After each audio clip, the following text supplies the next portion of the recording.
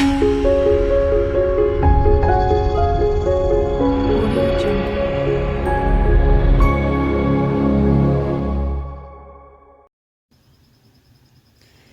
everyone. Okay, so in this series we're going to go over the houses.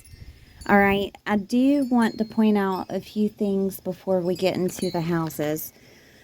First, you need to know your zodiac signs. So if you haven't watched my videos in regards to the zodiac signs, I do advise you to do so that you can understand more of the meanings of the houses. Okay, so in astrology starts with their own zodiac calendar, and this would be Aries.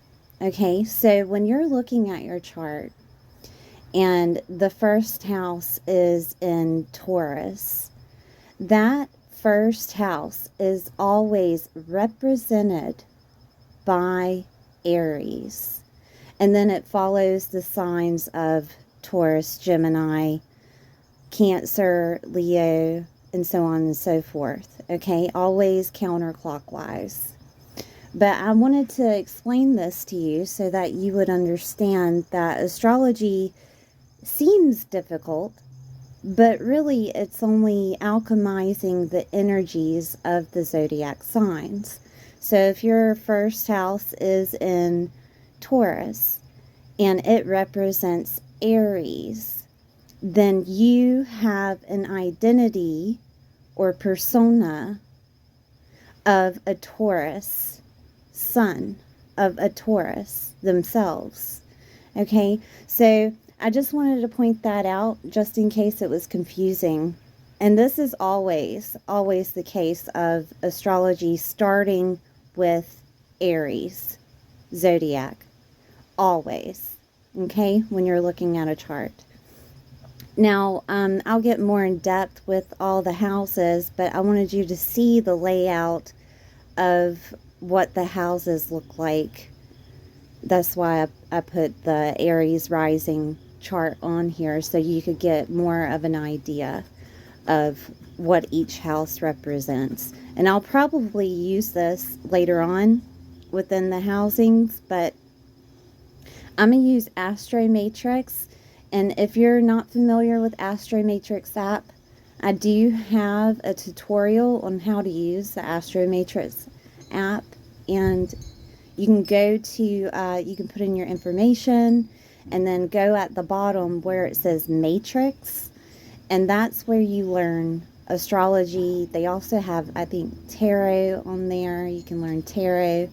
But go to the houses section, and we're going to start with the first house. Now, I am not going to define those houses with what Astro Matrix says. It may be similar.